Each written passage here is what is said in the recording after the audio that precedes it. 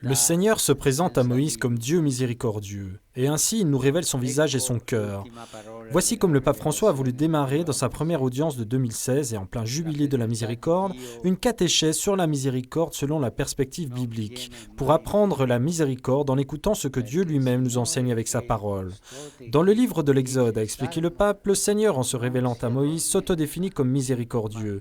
Il s'émeut et il s'attendrit pour nous comme une mère, avec un amour qu'on peut définir comme viscéral. Il se nomme ensuite compatissant, parce qu'il a de la compassion et il est toujours prompt à accueillir, à comprendre et à pardonner, comme le Père avec le Fils prodigue. Et ensuite il est lent à la colère, parce qu'il sait attendre et n'a pas l'impatience du temps des hommes. Et enfin grand est son amour et dans la fidélité. Tel est son amour, et non un amour de telenovela, a expliqué le pape François, mais un amour qui fait le premier pas, qui ne dépend pas des mérites humains, mais qui est d'une immense gratuité. Et ce Dieu miséricordieux est fidèle en sa miséricorde. Et Paul dit une belle chose.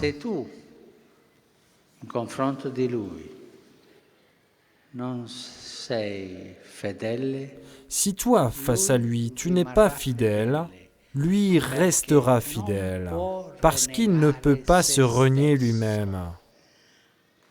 La fidélité dans la miséricorde est proprement l'essence de Dieu.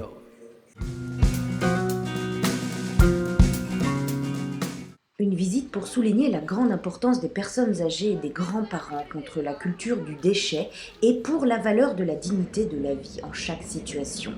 Le pape François, accompagné de l'archevêque Rino Fisichella, en charge de l'organisation du Jubilé de la Miséricorde, a visité par surprise vers 16h ce vendredi la maison de retraite Via Bruno Buosi, dans la banlieue de Rome où résident 33 personnes âgées.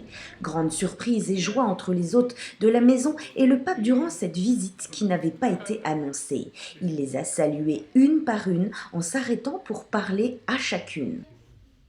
Avant de rentrer au Vatican, le pape a également visité la Casa Iris, maison qui accueille 6 patients dans un état végétatif. La Casa Iris est organisée comme une maison familiale où les patients peuvent être continuellement assistés par leurs proches.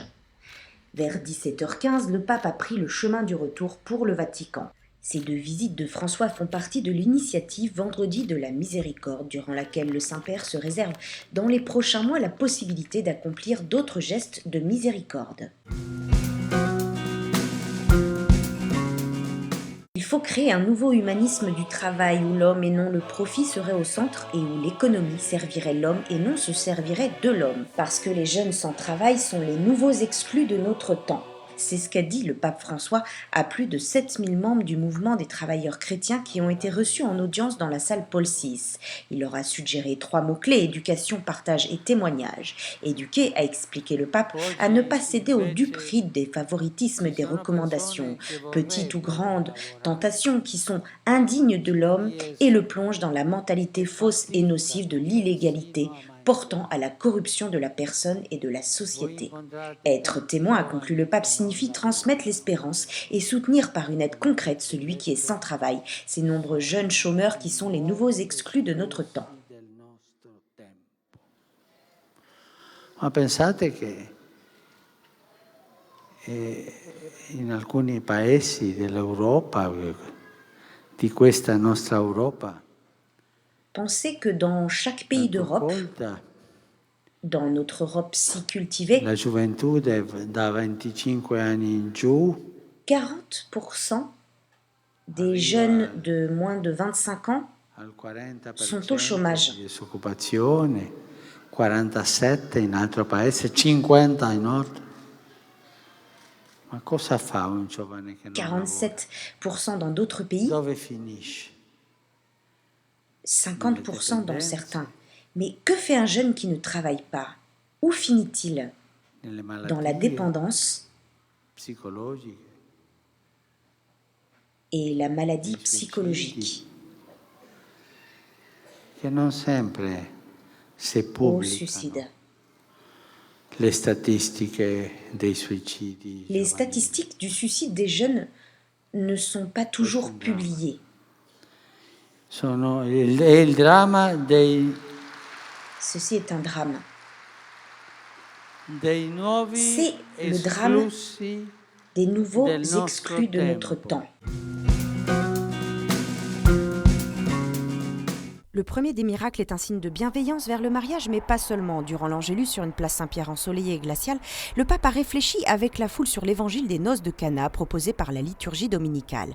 Avoir donné aux époux, sur l'indication de sa mère, le meilleur vin de toute la fête est certainement de la part de Jésus une bénédiction qui démontre, a affirmé le pape, que l'amour entre un homme et une femme est une bonne route pour vivre l'évangile, pour cheminer avec joie sur le parcours de sainteté. Cette eau changée en vin est le signe du sang du Christ qui, à travers le sacrement, nous permet de savourer la miséricorde infinie de Dieu, a affirmé François. Le miracle de Cana ne s'adresse pas seulement aux époux, mais à toute personne humaine appelée à rencontrer le Seigneur, époux de sa vie. La foi traverse le temps de la joie et de la douleur, de la lumière et de l'obscurité, comme en chaque expérience authentique d'amour. Le récit des noces de Cana nous invite à nous rappeler que Jésus ne s'est pas présenté à nous comme un juge prêt à condamner nos fautes, ni un commandant qui nous impose de suivre ses ordres aveuglément. Il se manifeste comme sauveur de l'humanité, comme frère, comme notre frère aîné, fils du Père. Il se présente comme celui qui répond aux attentes et aux promesses de joie qui habitent le cœur de chacun d'entre nous.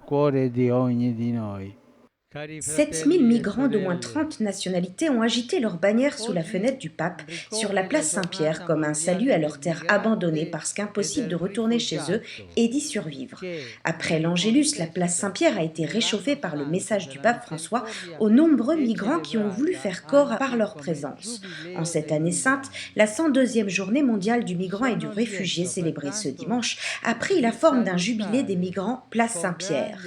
Était présente aussi au sein de la foule la croix de Lampedusa réalisée avec le bois des bateaux des migrants et bénie par le pape durant sa visite sur l'île en 2013. François, qui a également une parole pour les victimes des récents attentats en Indonésie et au Burkina Faso, a voulu remercier les détenus de la prison d'Opéra située dans la province de Milan pour avoir confectionné les 5000 hosties utilisées pour la messe.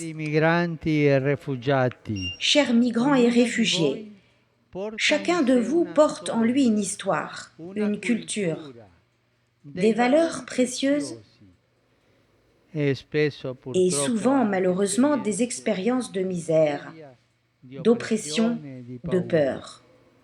Votre présence, place Saint-Pierre, est un signe d'espérance en Dieu. Ne vous laissez pas voler cette espérance et la joie de vivre qui jaillissent de l'expérience de la divine miséricorde, grâce également aux personnes qui vous accueillent et vous aident.